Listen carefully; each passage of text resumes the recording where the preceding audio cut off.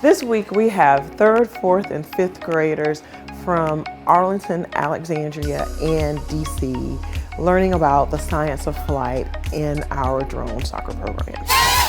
I get to see how the drones work and learn how to fly the drones. Oh, you're so good! There's games that you can play. There's a lot of games that I love playing and they're super fun. Practicing drone soccer. They are learning about the gameplay and the rules and regulations. They learn about the science of flight when it comes to drones, airplanes, and helicopters. Ready, go. We're super excited to host students in the K-12 Innovation Lab here at Virginia Tech. This space is a dream realized, and the students are actually experiencing what we envisioned in our concept of having the Innovation Lab here at Virginia Tech.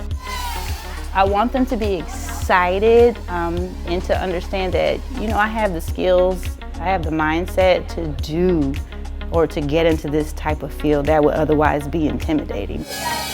Our focus or strategic goal was to start early and engage students early on in science, technology, engineering, and mathematics. And we're doing that because we want to invest in young talent for the future. It's very fun. If I had to rate it 1 out of 10 stars, I would rate it 10 stars. 1,000 thumbs up fun.